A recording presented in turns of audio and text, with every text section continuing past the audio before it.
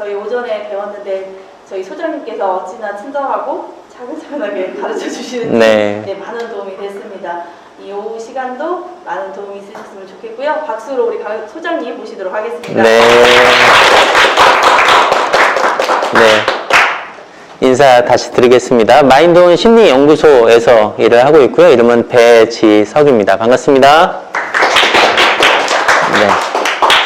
앞에서 장학사님께서 소개해 주신 것처럼 줌을 활용해서 웨비나라는 것을 할 건데요. 이따 뒤에서도 소개를 해드리겠지만 이 웨비나라는 것은 온라인 회의다, 온라인 세미나다 이렇게 이해를 하시면 되겠습니다. 그래서 한 100으로 본다면 한 5% 정도는 좀 개념적인 얘기들 좀 소개를 해드리고 95%는 대부분 무엇을 클릭하고 어떤 걸 누르고 어떻게 작동하고 이런 거에 대한 내용을 좀 소개를 해드릴게요. 오전에 제가 함께 했던 우리 선생님들, 존칭은 제가 선생님이라고 말씀을 드리자면 선생님들은 굉장히 잘 함께 해주셨고 또 이미 좀 선수학습이 좀 되신 분들은 막 앞서가고 싶어요. 그 다음 뭐 눌러요, 그 다음 뭐 눌러요 하는데 오늘은 계시는 분들이 이미 알고 계시지만 좀 복습도 하고 좀 정리를 한다는 입장에서 한 발자국 한 발자국 이제 같이 걸어가면서 좀 진행을 도와드리도록 할게요. 자, 오늘 이 줌을 활용한 웨비나 특강에서는 다음과 같은 내용들을 좀 준비를 했습니다. 어떤 내용인지 같이 좀 볼게요. 처음에는 이 온라인 회의, 웨비나에 대한 개념과 장단점을 좀 보겠습니다. 좋은 점과 좀 아쉬운 점이 있겠죠. 그리고 웨비나를 이제 준비를 할 때 어떤 것들을 좀 준비해야 하는지에 대한 내용들, 그리고 이 웨비나에 사람들을 초대를 해서 같이 온라인 회의를 함께 하실 건데 그때 사람들을 참여시키는 경로가 5가지가 있습니다. 그 5가지는 무엇인지, 그리고 이 온라인 회의에서의 이 줌을 활용할 때 사람들을 참여시키는 7가지 기능이 있어요. 그 7가지 기능이 무엇인지 같이 얘기를 나누면 이 7가지 기능을 통해서 같이 이 줌을 활용하고 적용하는 그 기능적인 방법들을 이 뒤에서 소개를 해드리도록 하겠습니다. 그때 이 주강에 있는 내용 중에 적극적인 참여를 이끌어내는 3가지 요소가 있는데 이 3가지 요소가 약간 원리 같은 거예요. 이 원리를 이해하시면 나머지 기술적인 것들은 금방금방 따라오실 겁니다. 최근에 보면 2020년 7월 3일 서울특별시 중부교육지원청 공지 게시물에 의하면 이 코로나로 인해서 이런 협의회를, 화상이나 서면회를 대체한 사례가 있는데 이런 사례를 통해서 화상연수, 원격 화상연수를 진행한 사례가 있습니다. 이때 사용한 것도 이제 줌으로 보여지고요. 여기서 이제 우리가 자주 사용할 이 웨비나라는 용어에 대해서 같이 한번 개념을 좀 정리를 하실 거예요. 이 업무 조율이나 논의를 위한 회의가 있는데 이 비대면 회의를, 온라인 회의를 여기서는 웨비나라고 얘기합니다. 웨비나는 웹과 이 세미나의 합성어인데요. 우리가 그 인터넷 검색할 때 www. 이렇게 검색하잖아요. 월드 와이드 웹이라는 단어를 쓰듯이 그 웹입니다. 그래서 웹을 기반으로 한 세미나다라고 해서 이 온라인 회의를 이제 웨비나라고 많이 사용을 하고요. 그래서 기존에는 이 웨비나를 할 때 이런 도구를 썼습니다. 온라인 회의 줌을 사용하기도 했고 밴드를 사용하기도 했고 카카오톡을 사용하기도 했죠. 화상회의는 이 온라인 회의에서 주로 사용하는 거는 얼굴도 나오고요, 텍스트도 나오고 이미지도 나오고요. 그다음 어떤 온라인 파일을 주고받을 수 있는 공유 기능도 있습니다. 그리고 밴드는 어떤 기능이 있을까요?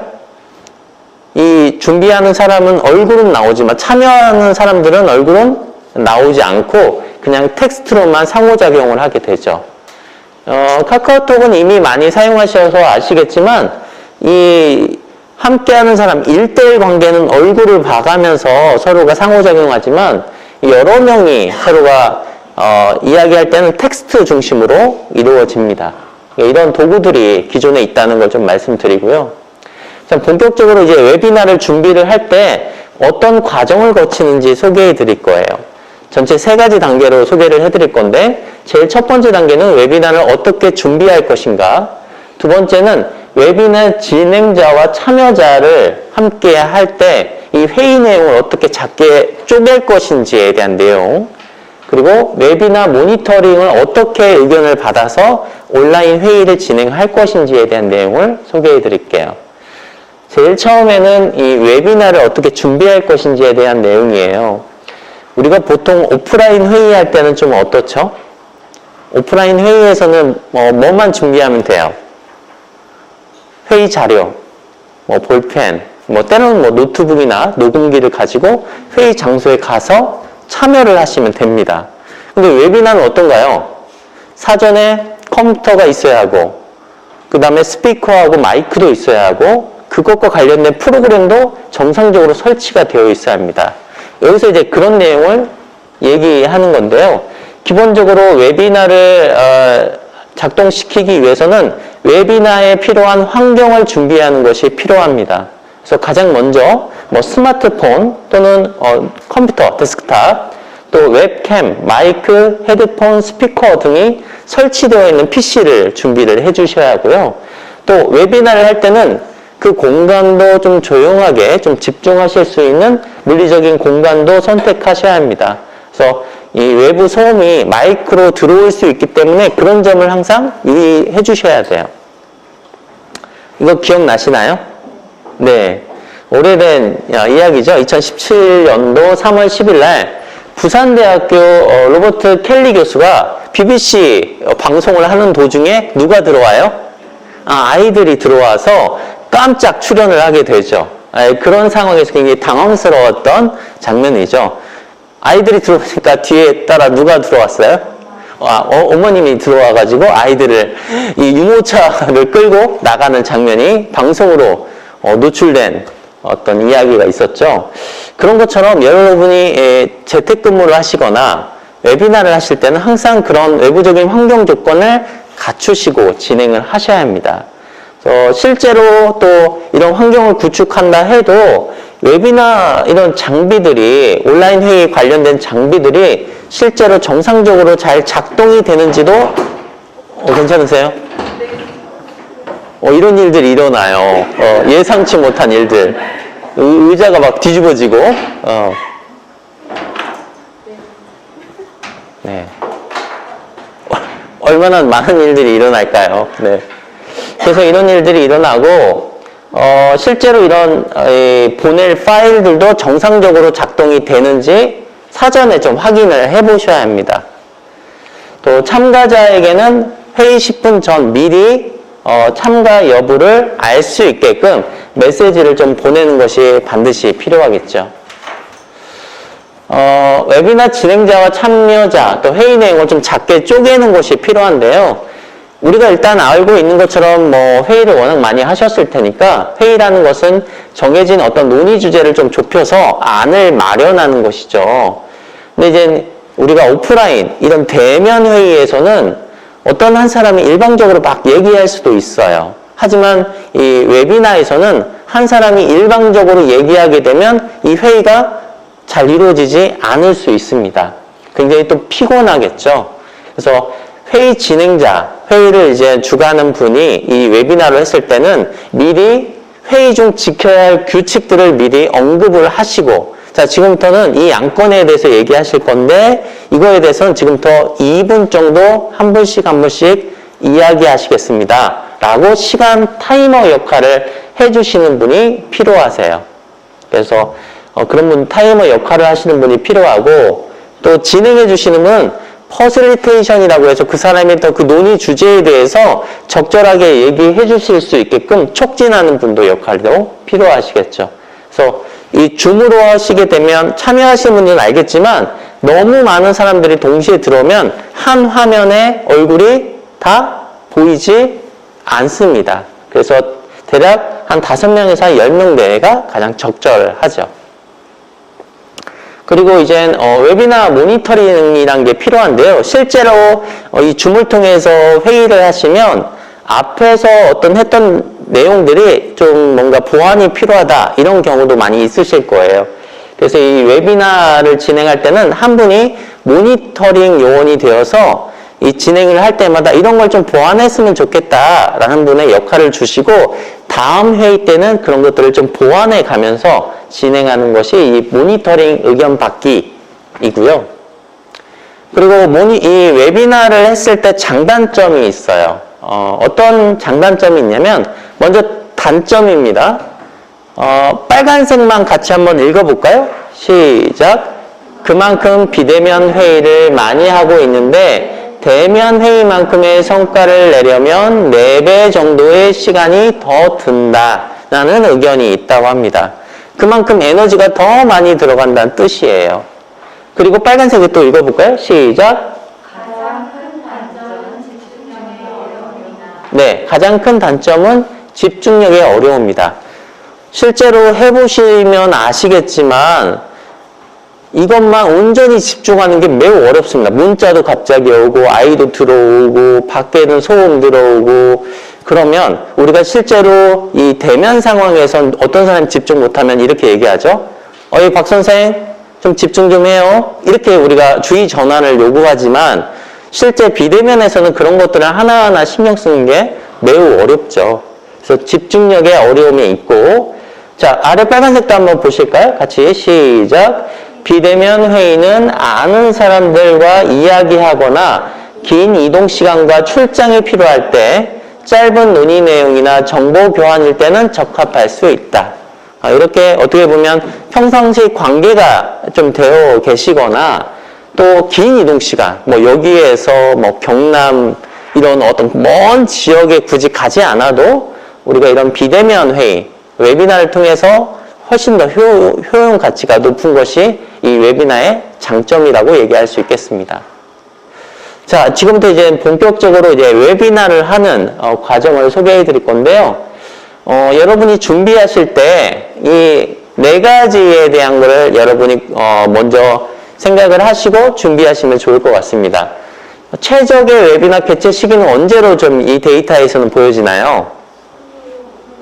네. 수요일하고 목요일이 적정하다라고 되어 있고 개최 시간은요? 네, 11시 무렵이 24% 정도 좋다고 합니다. 그리고 웨비나의 홍보 시점으로 보면 대략 어느 시점에 홍보를 하는 것이 좋다고 여기선 보여지나요?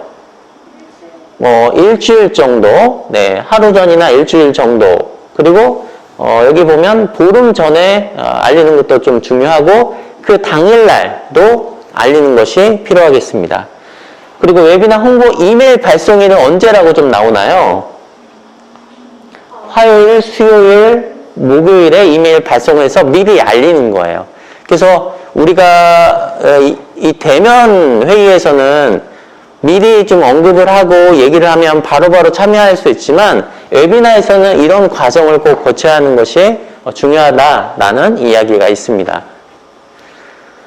참여를 위한 참여 경로 5가지인데요. 보통 우리가 온라인 회의가 일방향적인 설명을 넘어서 서로의 생각이나 의견을 좀 주고받는 시간이 되려면 어떻게 할 것인가에 대한 건데요.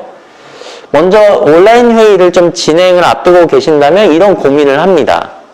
온라인 환경에서 어떻게 하면 잘 사람들을 참여시킬 수 있을까? 촉진시킬 수 있을까라는 고민을 하실 건데 온라인에서의 참여 활동이란 오프라인, 대면 회의에서 활동과는 다르게 우리가 정의하고 접근할 필요가 있습니다.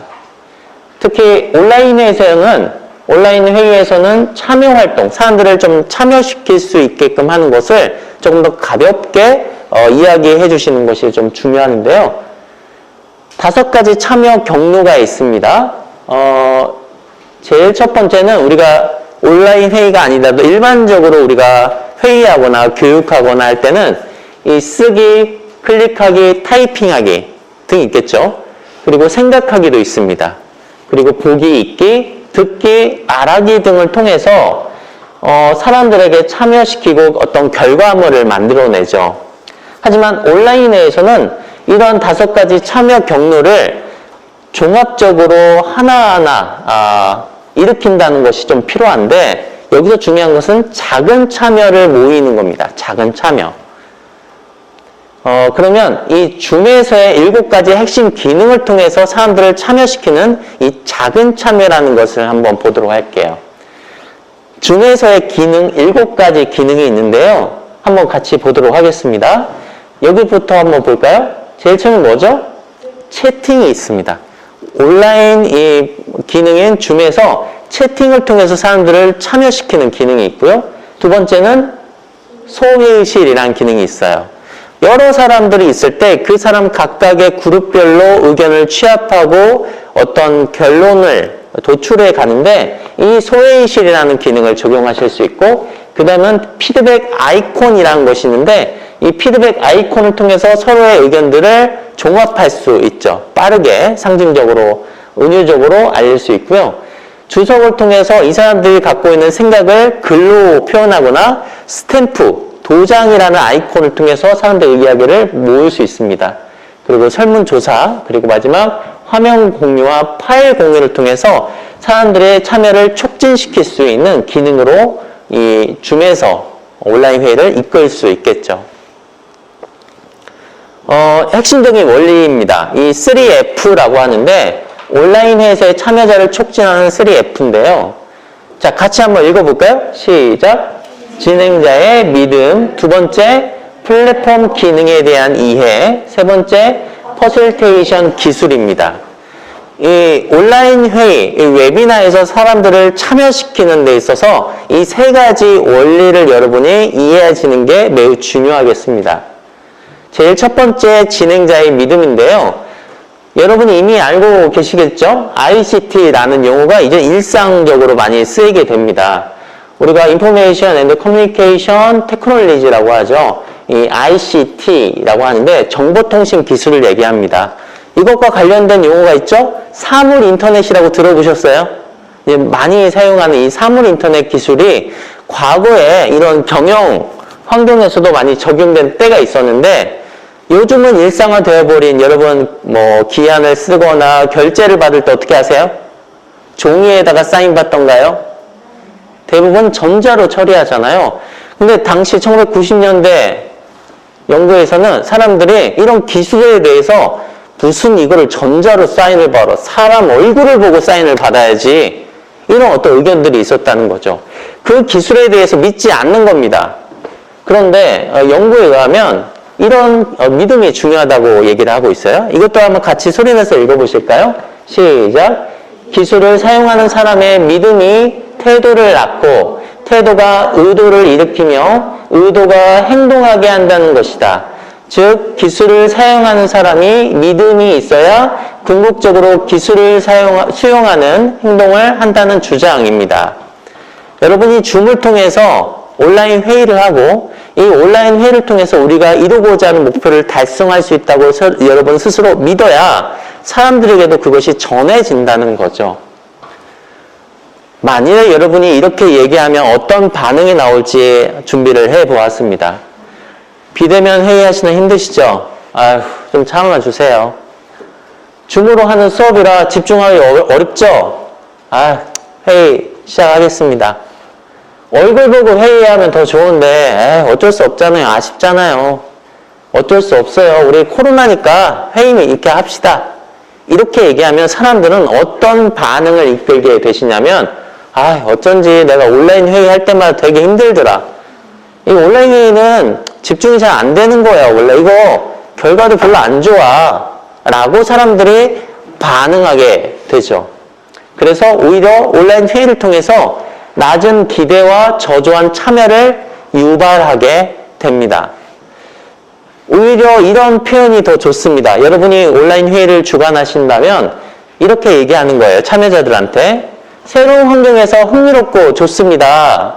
특별한 날, 특별한 방법으로 함께하게 되어 매우 좋네요. 우리는 앞서가는 사람들입니다.